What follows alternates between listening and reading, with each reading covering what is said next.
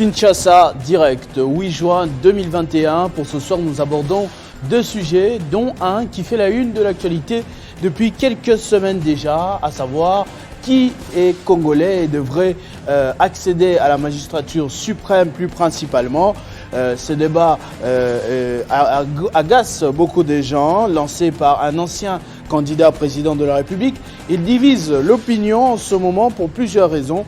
Nous allons avoir l'avis d'un invité ce soir et en deuxième partie, nous faisons réagir un des secrétaires permanents adjoints du parti Lumumbiste Unifié au sujet de la particulière célébration de ce 61 ans de l'indépendance du pays avec les reliques de Patrice Emery Lumumba qui seront récupérées par Félix Tshisekedi en Belgique, mais le roi des Belges, lui, ne pourra plus faire le déplacement de Kinshasa comme cela a été prévu depuis quelques mois, annoncé à cause de la pandémie de coronavirus normalement. Quelle symbolique pour cet événement et surtout son déroulement, c'est tout de suite dans Kinshasa Direct.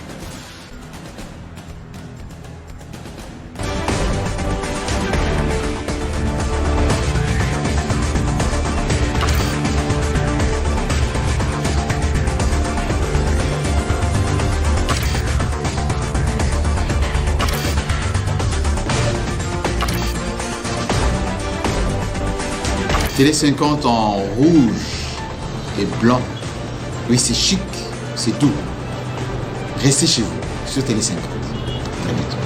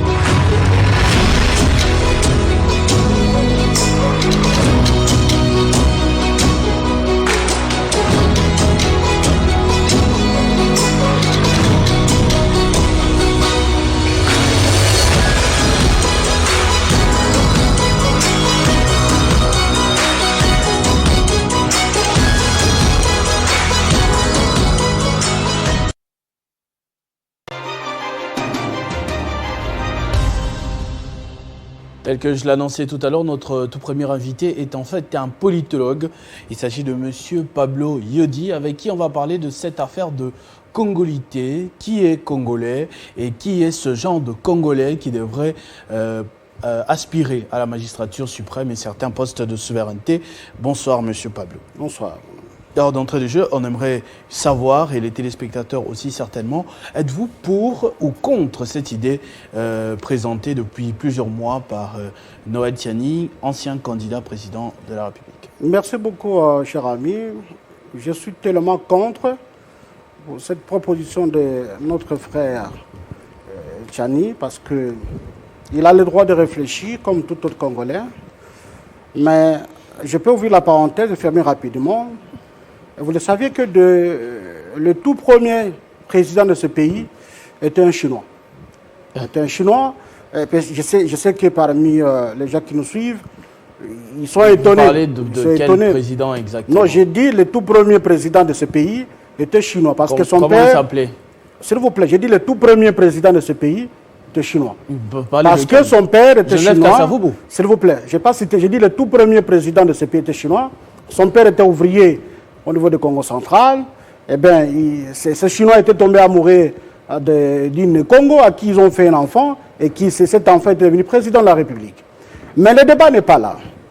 Mais le débat est de on dire... est quand même intéressé par oui, cette oui, histoire. c'est important parce que nous avons mené des recherches, nous sommes des chercheurs. Nous avons mené des recherches là-dessus et prochainement on peut venir des preuves pour démontrer comment son père c'est un Chinois. Joseph Kasavubu. Je n'ai pas cité le nom, j'ai dit le tout premier président de la République. Mais pourquoi vous refusez de citer le nom? Je sais le pourquoi j'ai dit ça, mais ceux qui sont en train de nous suivre, ils savent de qui je parle. J'ai dit le tout premier président de ce pays. Mais la question n'est pas là-bas. Mais il faut se poser la question parce que notre ami a réfléchi sur la congolité pour accéder à la magistrature suprême. Mais je pense que la Constitution a déjà résolu ce problème et que la Constitution parle que parmi les conditions éligibles pour être président de la République, d'abord, il faut être congolais d'origine. Et quand on dit congolais d'origine, tout est déjà terminé là-bas. Mais pour être candidat député, il faut être simplement congolais. Mais la question qu'il faut se poser, est-ce que l'article 10 de notre Constitution interdit la double nationalité? J'ai dit non. J'ai dit non pourquoi? Parce que nous devons interroger l'histoire.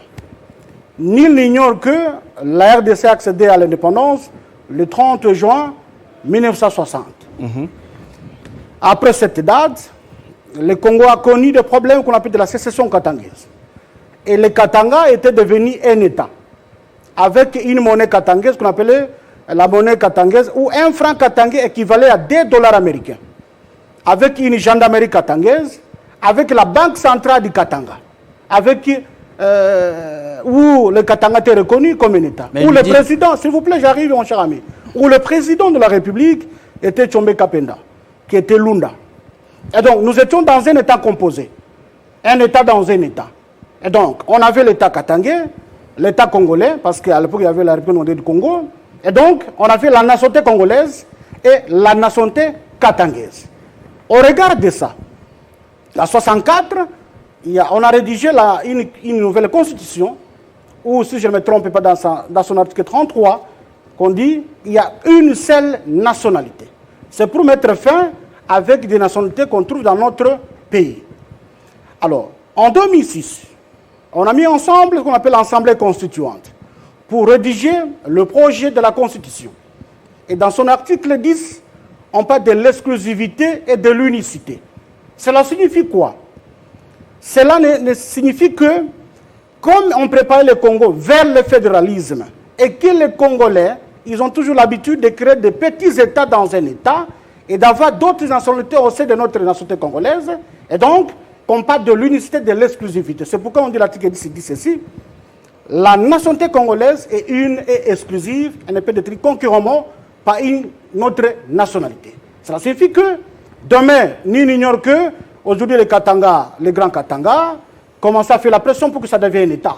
Et donc, on devait avoir l'État katangais, où les deux anciens aujourd'hui criaient pour que l'État de l'espace Schengen, ou le Congo central Kinshasa, ça devient un État. Et donc, la vision des conseils, c'était d'abord de ne pas créer des petits États et avoir d'autres nationalités. Et donc, vraiment... Donc on ne parlait pas de quelqu'un d'Italie, on ne parlait pas de quelqu'un de grec, on parlait d'une situation en interne. En interne, parce que nous devons comprendre le concept exclusivité. Exclusivité de l'unicité. C'est ça le concept de l'unicité de l'exclusivité. Et parce que si nous sautons en dehors, eh bien, nous devons freiner le développement de notre pays. Parce que si nous restons en train de vivre en vase clos, je pense que la vision que d'ici 2030 ou 2050, le Congo puisse être émergent, ça sera difficile. Mais est-ce que vous avez quand même suivi les raisons avancées par Noël Tiani?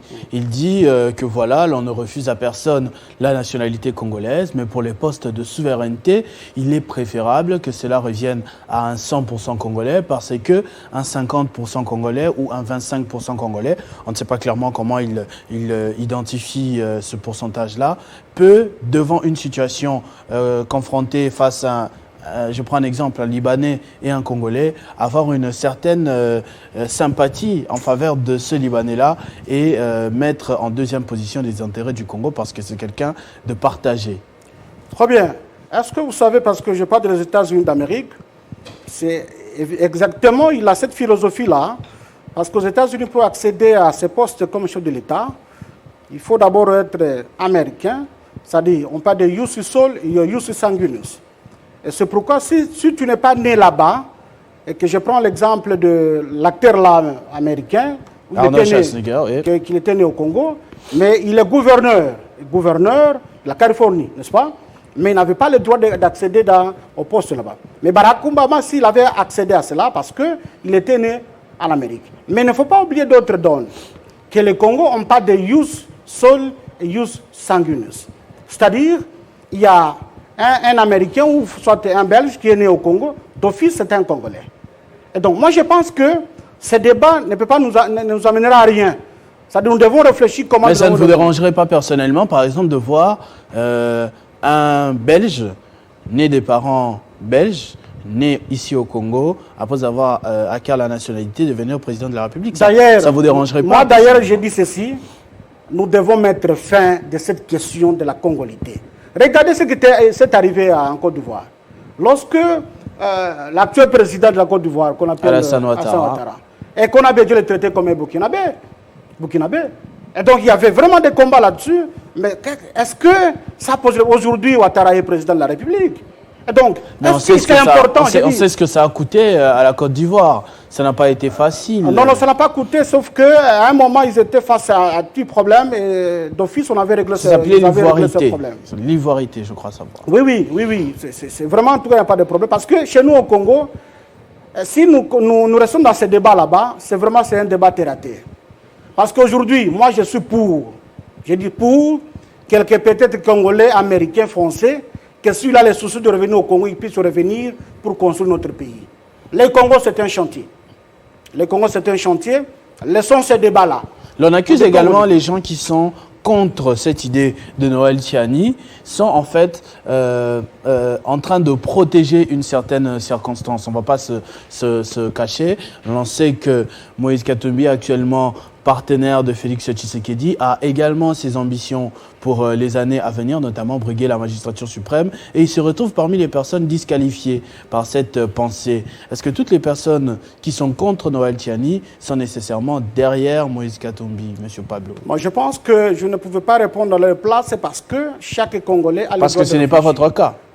Vous n'êtes pas derrière Moïse Katumbi? Non, je ne suis pas derrière Moïse Katumbi. Moi, je suis parmi les collaborateurs de Julien Palu Kahongya. C'est parmi un modèle pour la gestion de la bonne gouvernance. Congolais de père et de mère. Mais oui, Julien Paluku est de père et de mère. Un véritable Congolais. Et aujourd'hui, tout le monde, quand vous parlez de Julien Paluku, on sent que c'est une fierté pour les Congolais. C'est une fierté. Et si aujourd'hui nous avons un homme comme ça, comme président de la République, je pense qu'il est à mesure de résoudre le problème des Congolais. Et donc, nous devons mettre fin à ce débat-là de la congolité. Et ça va amener encore un problème de tribalisme dans notre pays. Ça n'a pas de sens. Nous devons réfléchir autrement. Et nous devons gouverner autrement. Et nous devons gérer autrement. Ce n'est pas cette question de la congolité qui peut résoudre nos problèmes.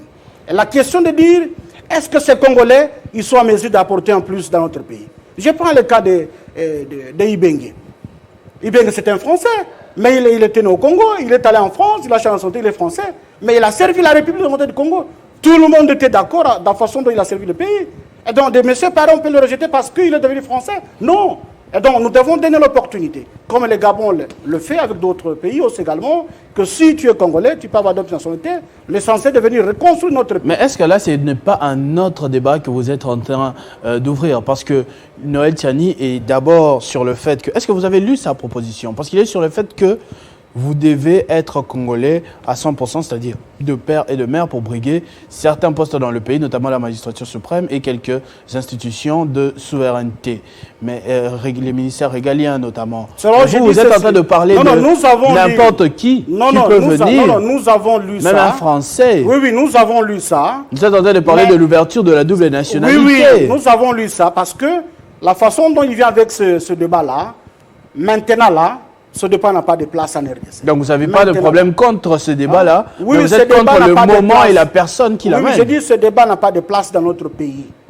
Ce débat n'a pas de place. Parce que quand il évoque cette question-là de la congolité, il y a des répercussions, il faut revoir, il y a des lois, il y a même la procédure pour devenir congolais. Et donc il y aura des conséquences. C'est pas facile, hein. C'est pas facile. Donc il doit bien lire la Constitution parce que tout est déjà résumé là-bas. Quand on parle de Congolais d'origine, cela signifie quoi? Congolais d'origine. Et donc, Nous devons rester d'abord amener des débats très hauts, parce qu'au lieu de rester dans les débats terre à terre pour distraire les gens, et donc nous devons réfléchir comment que le Congo puisse devenir pays émergent. Mais il n'est pas député. De quoi avez-vous peur? Oui, Parce oui. qu'on dit que bon, il n'est pas député, il n'a pas pignon sur rue, ceci, cela. Il est juste en train de gesticuler. Oui, oui, effectivement, sur parce Internet, que jusqu'à présent, il ne va nous rien faisons se le passer. débat. Nous faisons le débat sur ce qu'on dit de la proposition d'une loi. Mais jusqu'à présent, il n'y a aucune proposition d'ailleurs. Et il n'est pas ni député qui propose cette loi, c'est-à-dire qu'il peut coopérer avec un autre député pour déposer sa proposition. Et donc, c'est un débat qu'il a mené dans l'opinion publique maintenant. C'est-à-dire comment réfléchir au niveau de la gestion de notre pays, au niveau le plus haut. Mais est-ce qu'il n'est pas soutenu par quelqu'un de très puissant? Non, On parle notamment... vous savez, nous les Congolais, si quelqu'un amène un débat intéressant, ce n'est pas nécessairement être soutenu par quelqu'un. Même vous pouvez réfléchir. Je prends le cas, lorsque Jean-Marie Kassamba a proposé le focus, tout ça. Et vous voyez même l'ampleur même de cette émission-là.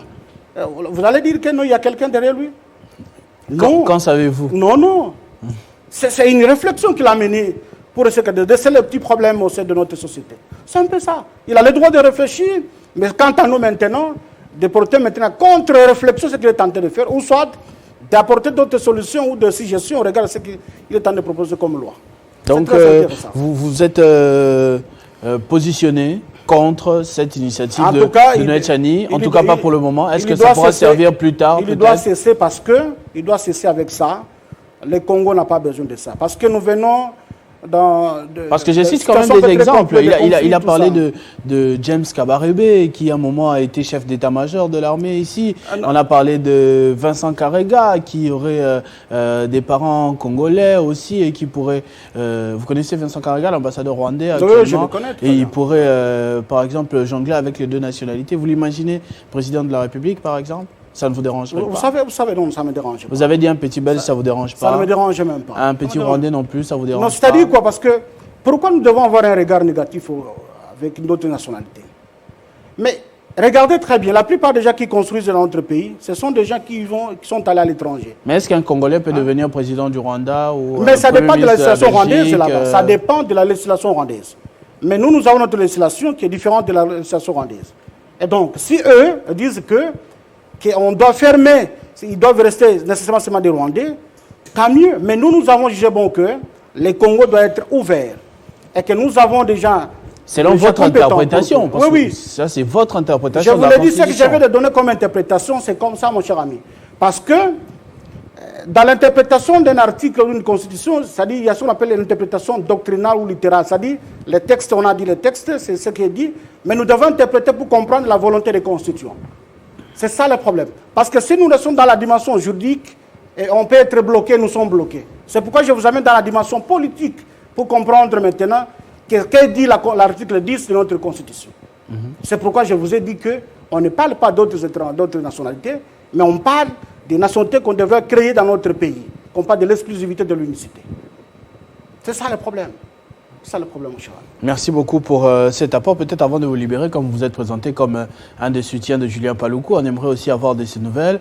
On l'a vu sur les images à Goma, aux côtés des sinistrés, mais il y en a qui disent que voilà, les ministres qui sont partis là-bas ont juste dépensé l'argent du contribuable congolais. On n'a pas vu des vrais actes posés, un soutien aux sinistrés, ceci, cela. Julien Paluku, lui, maîtrise bien le Nord Kivu. Oui, il a fait quoi concrètement après cette catastrophe naturelle? Oui, nous sommes fiers avec la gestion de Julien Paluku. Et que vous le savez qu'il était gouverné pendant qu'il y a les conflits à outrance là-bas au Nord Kivu, mais il a pu construire la province. Et qu'ils sont partis avec ses collègues, il est resté au chevet de ce gens-là du Nord Kivu. Il a fait plus ou moins une semaine et demie. Et je vous dis, c'est un messie aujourd'hui, et que s'il ose, d'ailleurs la population de Goma le réclame à tout moment, c'est un monsieur, quand vous le regardez, il a les soucis de la République du Congo. C'est un monsieur, quand il gère, on sent que dans lui, d'abord c'est le Congo. Et non lui, c'est le Congo d'abord. C'est pourquoi des gens pareils, nous devons les protéger. Nous devons les encourager et les accompagner de ce qu'ils font comme travail. C'est pourquoi je demande au président de la République et que nous devons bien protéger Julien Paluku. Parce que Mais le protéger contre qui si tout le monde l'aime? Si tout le monde l'aime, on va le protéger contre qui? Mais qui va refuser Julien Paloukou? Mais vous avez dit que qui vous dit que tout Goma le réclame, toute la population le réclame, c'est indigne. Parce que on va le protéger contre qui? Non, mon cher ami, mettez votre micro baladeur. Posez la question à la population congolaise pour le Julien Paloukou. Je dis personne ne dira le mal pour Julien Paloukou. Personne. Je vous dis personne, même vous, voyez, même vous êtes souriant quand on cite le nom de Julien Paloukou. Donc cela suppose que vous êtes content avec lui. Hein, vous êtes content. J'aimerais même quand on fait le débat pareil, vous mettez même sa photo, les gens... Ça ira peut-être prochainement. Merci beaucoup, monsieur Pablo Yodi, politologue, pour toutes ces informations, pour votre apport à ce débat sur la congolité qui est en train de mener son cours en ce moment depuis quelques semaines. Merci pour les nouvelles du ministre Julien Paloukou, parce qu'il n'est plus gouverneur. Là, vous avez beaucoup plus parlé de lui en tant que gouverneur. Il est maintenant ministre de l'Industrie. Il est ministre de l'Industrie aujourd'hui, qui donne la valeur de ce ministre. C'est pourquoi, quand on l'avait nommé, même à l'époque du FCC, les gens croient que c'est une sanction. Il dit, le ministère ne fait pas l'homme, mais c'est l'homme qui fait le ministère. Merci. Et qu'aujourd'hui, tout le monde a envie de ce ministère. Merci beaucoup. Je vous en prie, monsieur Pablo Yodi. J'espère qu'on se retrouvera prochainement. On va passer à ce deuxième sujet de cette tranche vespérale. J'ai parlé tout à l'heure de cette célébration des 61 ans de l'indépendance de la République démocratique du Congo qui se déroulera de manière particulière, cette fois notamment avec les reliques de Patrice Emery Lumumba. Quelle symbolique accordée à cela? Nous allons discuter avec un des secrétaires permanents adjoints du Parti lumumbiste unifié.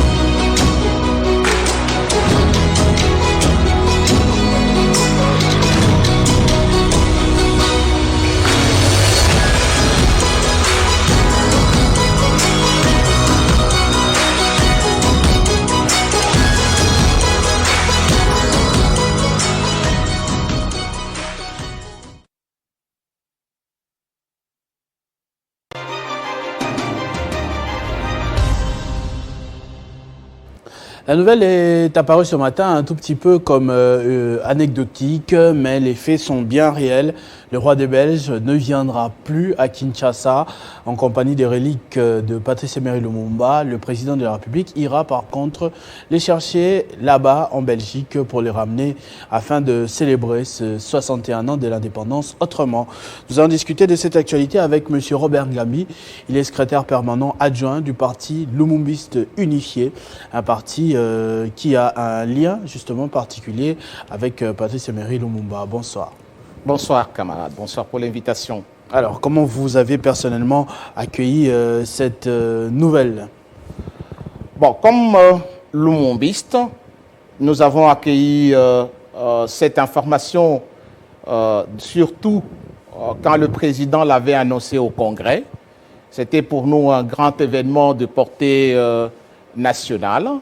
Je crois que sur la dernière information que vous donnez, le roi donne comme raison la troisième vague de coronavirus, mais une délégation belge pourra être au Congo pour célébrer cet événement, le retour de reliques de Patrice Emery Lumumba, et donc pour le lumumbiste d'une manière générale, et surtout nous qui avons immortalisé Patrice Emery Lumumba, nous pensons que c'est un moment très important de la réconciliation du peuple avec son histoire. En quoi cela réconcilie le peuple avec son histoire? Est-ce que d'abord le peuple connaît suffisamment aujourd'hui l'histoire de Patrice Emery Lumumba? Parce qu'on se contente quand même des documentaires de Thierry Michel ou quelques histoires ramassées de gauche à droite. Est-ce que le peuple congolais à ce jour, vous le PALU, vous êtes un parti du peuple, vous avez beaucoup de militants à travers le pays, est-ce que vous racontez vraiment réellement l'histoire de Lumumba, ce qu'il a été pour ce pays, ou on se contente d'un jour ou deux, notamment en janvier et en juin, pour se rappeler Patrice Emery Lumumba, qui d'ailleurs est très considéré dans les autres pays, que ce soit en Afrique ou en dehors du continent, jusqu'en Russie on apprend. Bon, peut-être que les militants des autres partis politiques, parce que le militant lumumbiste, depuis qu'il commence, la personne qu'on lui enseigne, c'est le Patrice Emery Lumumba. Chez nous, pas Antoine Gizenga. Non, chez nous, parce que bien à la permanence, il y a une grande photo d'Antoine Gizenga. Le président d'honneur, le président du parti lumumbiste unifié s'appelle Patrice Emery Lumumba. Antoine Gizenga est secrétaire général chef du parti. Donc Lumumba est immortalisé par le PALU comme président d'honneur du parti lumumbiste unifié. Et donc c'est lui le fondateur, le géniteur du parti lumumbiste unifié. Robert Ngambi. Antoine Gizenga n'est qu'un réalisateur. Robert Ngambi, vous regardez la caméra tout droit là. Il y a un enfant de 6e année primaire qui est en train de vous regarder. Oui. Il vous pose la question, qui est Patrice Emery Lumumba? Vous lui dites quoi? Patrice Emery Lumumba, premièrement, c'est celui qui a donné sa vie au même titre que Jésus. Si Jésus nous a rachetés des péchés du monde, Lumumba nous a racheté de l'esclavage que nous étions pendant la colonisation pour avoir le statut de citoyen libre au même titre que le Belge, au même titre que l'Anglais, au même titre que l'Américain, ainsi de suite. Ces statuts-là, nous ne l'avions pas pendant la période coloniale. Nous étions considérés chez nous-mêmes, sur notre propre territoire, comme des sujets, des esclaves des colons belges. Et Lumumba a donné juste sa vie jusqu'au sacrifice suprême pour que le Congolais aujourd'hui, l'élève qui me regarde, soit un élève jouissant de la dignité et de la liberté et même des droits de l'homme. Et donc, vous le savez que pendant l'époque coloniale, la Déclaration universelle des droits de l'homme a été votée par l'Assemblée générale des Nations unies en 1948, mais les Congolais continuent à subir le fouet, la discrimination raciale. Aujourd'hui, l'élève qui me regarde comprendra que Lumumba est l'un des défenseurs de la liberté de la race noire. La race noire n'avait pas une considération, on vous considérait comme des macaques, on vous considérait comme des hommes sans valeur. L'un de vous, un jeune garçon né de Katakokombe, a accepté de sacrifier sa vie pour que l'homme noir, dans la même lignée que la prophétie de Simon Kimbangu de 1921, pour qu'aujourd'hui, vous ayez une considération. On ne vous considère plus comme des macaques, on vous considère comme citoyens de l'humanité, parce qu'il y a eu des gens qui se sont battus, et parmi lesquels l'une des figures de proue en Afrique centrale s'appelle Patrice Emery Lumumba. Patrice Emery Lumumba s'est battu également de manière que vous puissiez sortir de ce qu'on appelle, vous puissiez disposer de ce qu'on appelle le droit du peuple à disposer de lui-même. Aujourd'hui, vous êtes devenu maître du Congo, vous êtes journaliste congolais, vous avez deux ministres congolais aujourd'hui, vous avez un président de la République congolais, et donc le débat que je suivis tout à l'heure des Congolais 100%, avant 60, ils n'en avaient pas. Jusqu'en 57, les Congolais ne pouvaient pas être, même pas bourgmestres des communes, même pas administrateurs du territoire. Et donc nous étions complètement une colonie d'exploitation et nos ressources ne devraient servir qu'à construire notre pays, notamment la métropole. Lumumba s'est battu pour que les richesses du Congo servent quand même à développer les Congolais, qu'ils enfin deviennent, qu'ils sentent la jouissance de ce que Dieu lui a donné comme nature, potentiellement arrosée par de minéraux et même par la fertilité du sol. Eh bien, ce Lumumba-là a été lâchement assassiné. C'est peut-être la suite de l'histoire. Il a été lâchement assassiné. L'on ne sait toujours pas exactement dans quelles circonstances.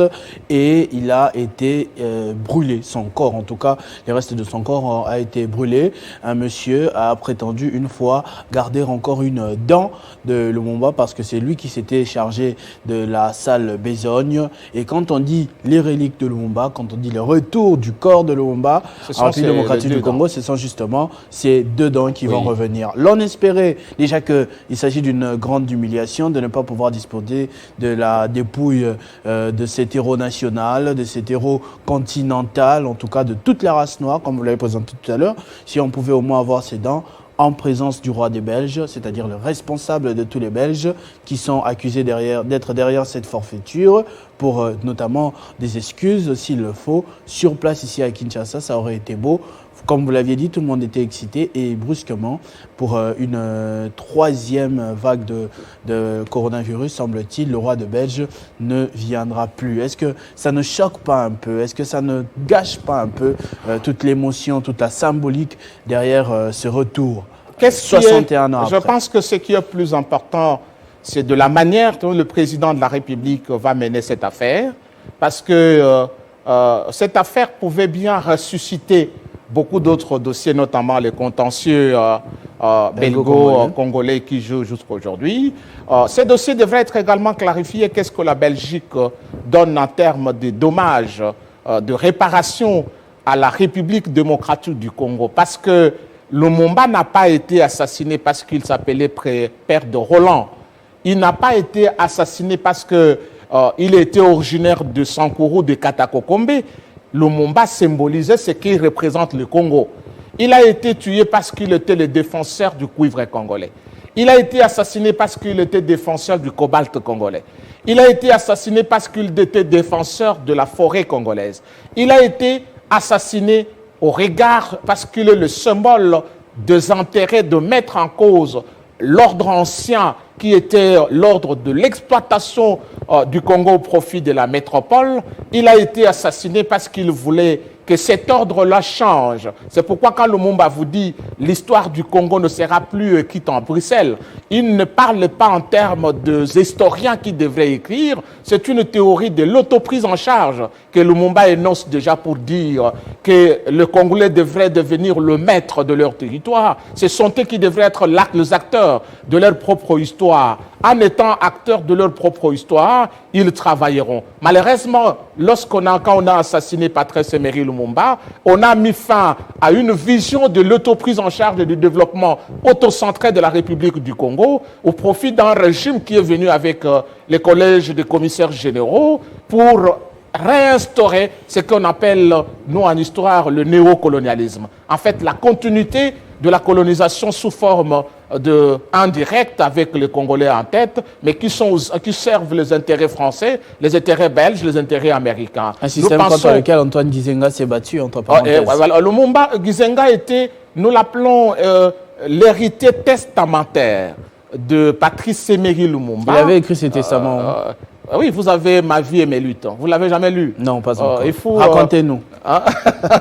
Gizenga a écrit un gros livre, Ma vie et mes luttes. Gizenga a écrit en 1972 un livre intitulé Mon témoignage. Et donc, il n'est pas parti avec l'histoire du Congo dans sa tombe, mais il a laissé des écrits. Peut-être que nous n'avions pas fait une forte sensibilisation autour des écrits de Gizenga, mais il a laissé son histoire. Et donc, vous comprenez que le Congo aujourd'hui, par ces faits que la Belgique reconnaît, d'être auteur de l'assassinat de Patrice Emery Lumumba, je serais content si le président revient dans l'acte de cession, il soit établi clairement le dédommagement de la République démocratique du Congo.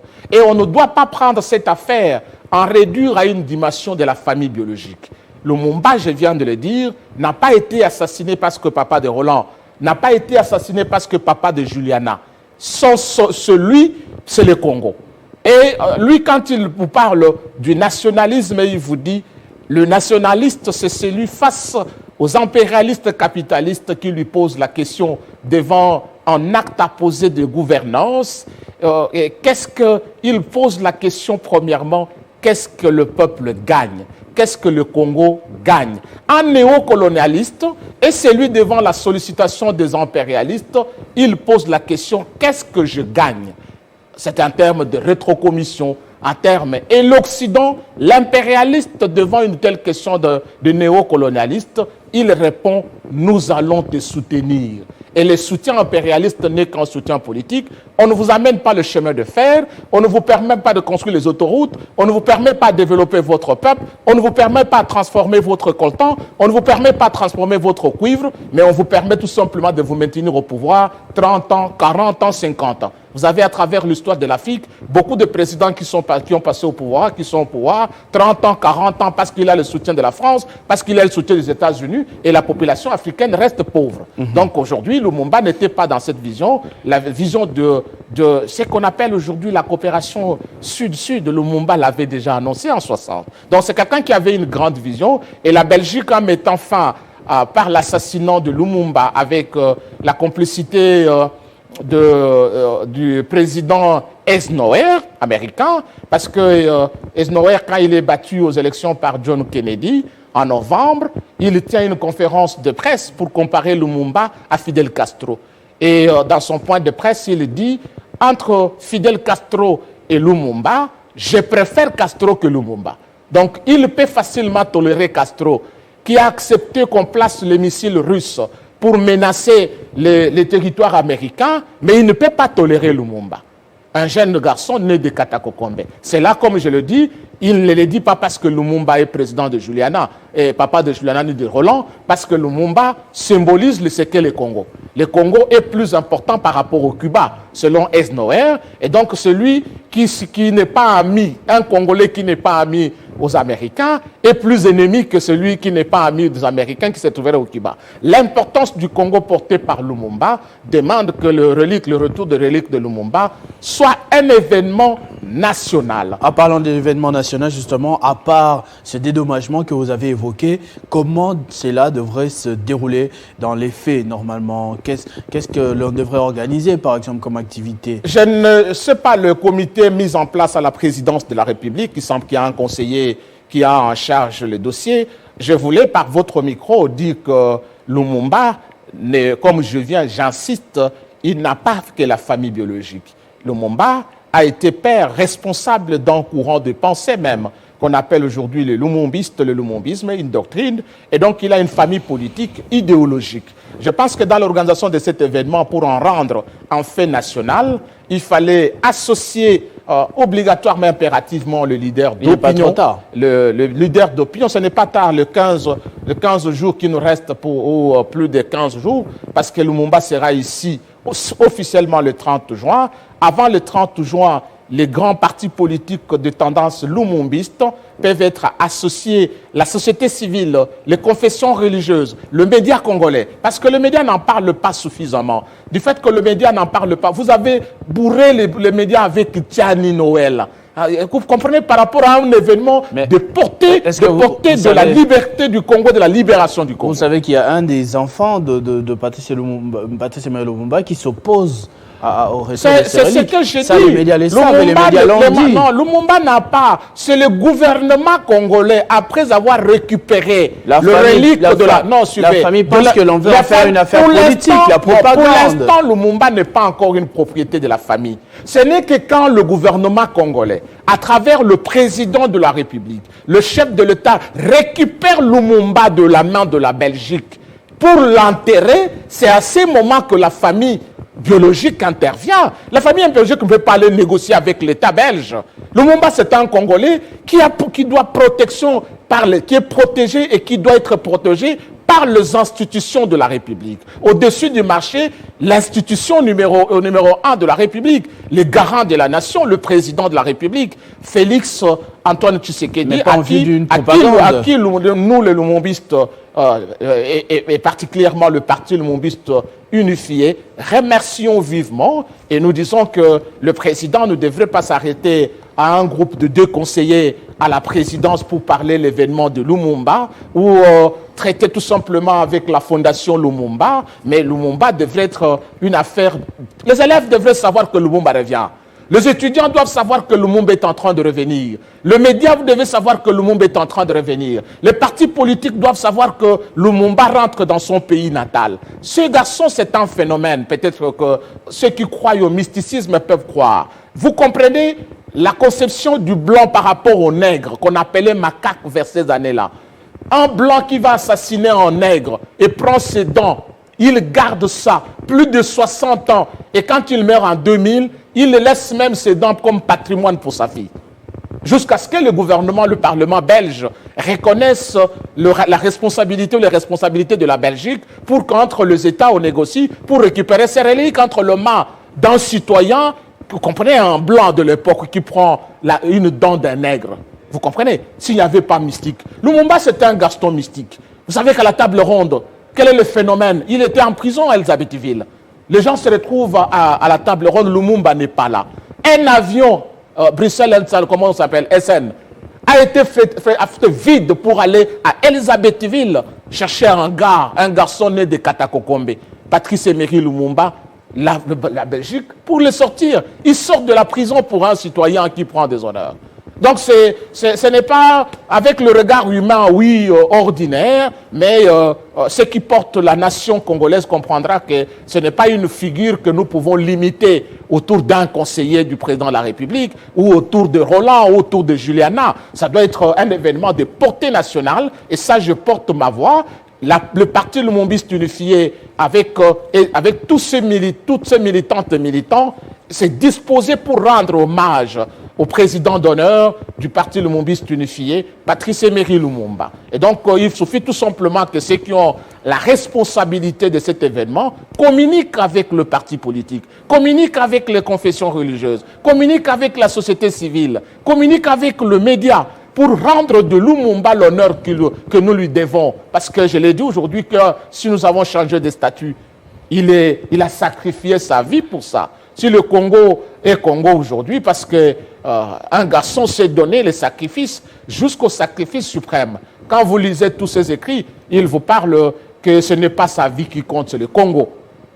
Il a porté le Congo. Et donc, je pense que pour l'instant, les partis Lumumbistes unifiés, je prends votre micro, les militantes et militants du parti Lumumbiste unifié doivent, par ce message que je lance au nom du secrétaire général, le chef du parti, le professeur Willy Makiashi, se mobiliser de manière à rendre un hommage mérité. Le 22, nous allons être à l'aéroport, accueillir le chef de l'État, le président de la République, qui amènera le relique de Patrice Emery Lumumba. Le 30 juin, nous allons encore nous amasser nombreux autour de l'échangère, là où sera érigé le mausolée de Patrice Emery Lumumba, pour que le Lumumbiste le rende l'honneur qu'il mérite, parce qu'il a sacrifié sa vie. Jésus, c'est par le sacrifice qu'il est devenu Dieu. Si Jésus n'a pas accepté le sacrifice, il ne serait pas Dieu. Et donc Lumumba mérite que la nation congolaise le mette comment vous appelez ça, au Panthéon. Panthéon. Voilà, donc très important. Donc je sollicite que le média quitte les débats de Noël Tiani, ça n'a pas d'importance aujourd'hui. Vous êtes pour ou contre? Non, quittez ces débats-là. Ce n'est pas... mon père me disait toujours, Robert, comme tu as les aspirations de faire la politique, tout acte politique que tu dois poser, il faut le soumettre à deux impératifs. Il y a l'impératif du moment et l'impératif de l'opportunité.